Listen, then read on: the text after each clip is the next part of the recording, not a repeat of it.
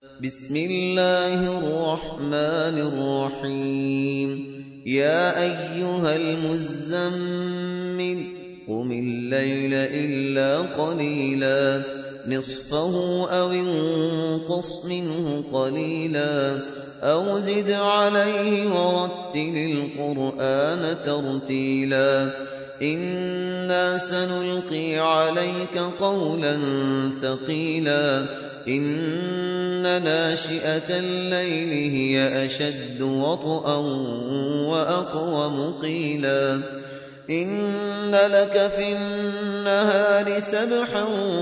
طويلا واذكر اسم ربك وتبتل إليه تبتيلا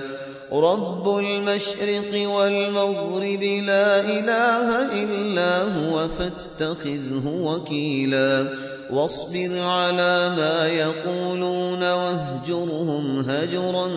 جميلا وذرني والمكذبين أولي النعمة ومهلهم قليلا إن لدينا أنكالا وجحيما وطعاما ذا غصة وعذابا أليما يوم ترجف الأرض والجبال وكانت الجبال كثيبا مهيلا إنا أرسلنا إليكم رسولا شاهدا عليكم كما أرسلنا إلى فرعون رسولا فعصى فرعون الرسول فأخذناه أخذا وبيلا فكيف تتقون إن كفرتم يوما يجعل الولدان شيبا السماء منفطر به كان وعده مفعولا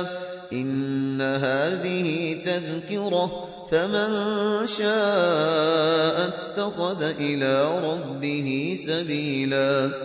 إن ربك يعلم أنك تقوم أدنى من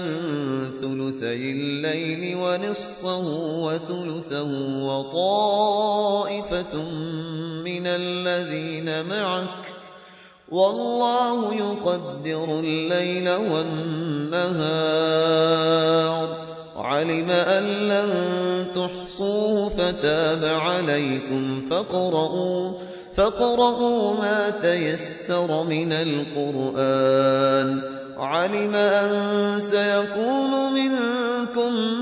مرضى وآخرون يضربون في الأرض يبتغون من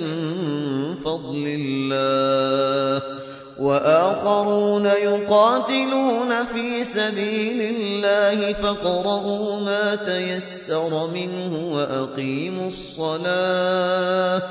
وأقيموا الصلاة وآتوا الزكاة وأقرضوا الله قرضا حسنا وما تقدموا لأنفسكم من خير